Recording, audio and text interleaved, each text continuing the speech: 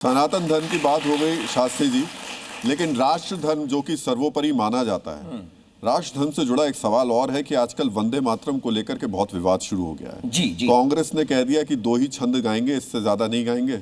आज गृह मंत्री कह रहे हैं कि 2 छंद मतलब वो वंदे मातरम के 2 टुकड़े कर रहे हैं। कई मौलाना है वो तो कह रहे हैं हम गाएंगे ही नहीं, कई कह रहे हैं कि खड़े रहेंगे लेकिन नहीं गाने के।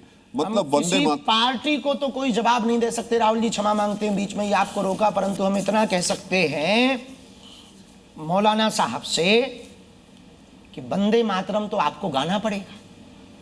इसलिए गाना पड़ेगा कि देश की संसद में बिल पारित हुआ, देश की महामहिम राष्ट्रपति प्रथम नागरिका ने उस पर मुहर लगाई और आपके हमारे उन मौलाना साहब के पूर्वजों ने इस देश का संविधान स्वीकार किया।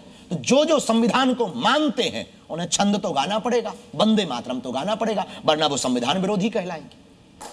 तय संसद से बड़ा थोड़ी कोई है। मौलाना को सुनवा देते हैं, आपके लिए कुछ संदेश भेजा एक मौलाना ने। अच्छा। हाँ। पंडित धीरेन्द्र शास्त्री साहब से बहुत सम्मान करते हुए मैं उनसे 3 सवाल पूछना चाहता हूँ। पहला सवाल मेरा ये है कि जब मध्य प्रदेश में चुनाव चल रहा था तब पंडित जी ने हिंदू राष्ट्र का झंडा बुलंद किया था। जैसे इलेक्शन ख़त्म हुआ वैसे ही उनका हिंदू राष्ट्र भी झंडा लिपट करके उन्होंने अपने आश्रम में रख लिया। आखिर ऐसा क्यों? जब भी पंडित जी मुसलमानों के ताल्लुक़ से बात करते हैं तो धमकी के लबो लहजे में बात करते हैं और वार्निंग देते हैं, कहते हैं सुधर जाओ। आखिर ऐसा क्यों नज़रिया रखते हैं?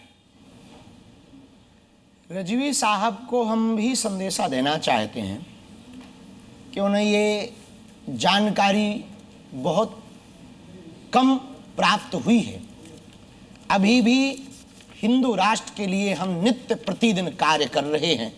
आने वाले दिनों में फिर से बागेश्वर धाम से 900 किलोमीटर तक की रथ यात्रा हिंदू राष्ट्र के लिए पुनः निकालने वाले। बागेश्वर धाम मंदिर प्रांगण में उन्होंने कहा कि झंडा रख दिया, उनकी जानकारी वो ठीक करें। हो सके तो हमारे सोशल मीडिया के जहां 14 मिलियन या 4 मिलियन जो भी नाम बताया उन्होंने संख्या बताई, हमें करेक्ट याद नहीं, 4 मिलियन फॉलोअर, 4 मिलियन इंस्टाग्राम पर और 12 मिलियन या 13 मिलियन 14 मिलियन यूट्यूब पर, फेसबुक पर। यूट्यूब पर कितने? 12 मिलियन। 12 मिलियन।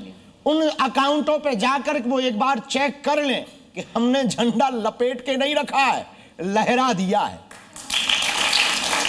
बागेश्वर धाम प्रांगण में मंदिर के सामने हिंदू राष्ट्र का झंडा लहरा रहा है। तो ये तो हुए पहली बात का। दूसरी बात, हम चुनाव के लिए किसी पार्टी आपके पीछे भी झंडा देख लीजिए। हमारे पीछे भी है। हम किसी पार्टी के समर्थक नहीं हैं, हम राजनेता नहीं हैं, हम किसी पार्टी के विरोधी भी नहीं। हम अपना कार्य कर रहे। हमारी विचारधारा से किसी की विचारधारा मिलती है तो वो बात अलग है, वो उनका अपना निजी मामला है। हम अपनी विचारधारा के पक्के थे, हैं। जब तक हम जिएंगे रिजवी साहब, शहाबुद्दीन साहब, तब तक हम हिंदू राष्ट्र के लिए जिएंगे, देश के लिए जिएंगे, सनातन के लिए जिएंगे। आप झंडा लपेटने की बात कर रहे हैं, जो देश को गजवाए हिंद करेंगे हम उनका झंडा लपड़वा करके रहेंगे। दूसरा प्रश्न क्या था उनका? हाँ, मुसलमानों से जब भी बात करते हैं धमकी देकर है। भैया हमने कब धमकी दी कि तुम्हें किडनैप कर लेंगे, उठा लाएंगे या तुम्हें मार देंगे या काट देंगे? काहे को बेफिजूली का झूठी अफवाहें फैलाते हो? हमने कभी धमकी नहीं दी। हमने इतना कहा कोई हमारे सनातन को छेड़ेगा तो छोड़ा नहीं जाएगा। आप अपने मजहब के बारे में बोलो, हम अपने धर्म के बारे में बोले। आप काहे को बेफिजूली में हमें छेड़ते हो? और छेड़ने से तुम्हें मजा ही क्या मिलता? आपके लोग जब कांवड़ियों को आतंकवादी कहेंगे तो हम नवाजियों को भी आतंकवादी कह देंगे। आपके लोग जब सनातनियों को, संतों को टारगेट करेंगे तो हम मौलवियों को टारगेट करेंगे। ना आप हमें छेड़ो ना हम आपको छेड़ेंगे। 100 की सीधी बात, प्रेम से रहो ना, कायदे में रहो। जब तुम कहोगे कि गजवाए हिंद होगा तब हम कहेंगे भगवाए हिंद होगा, वरना लाहौर निकल जाओ।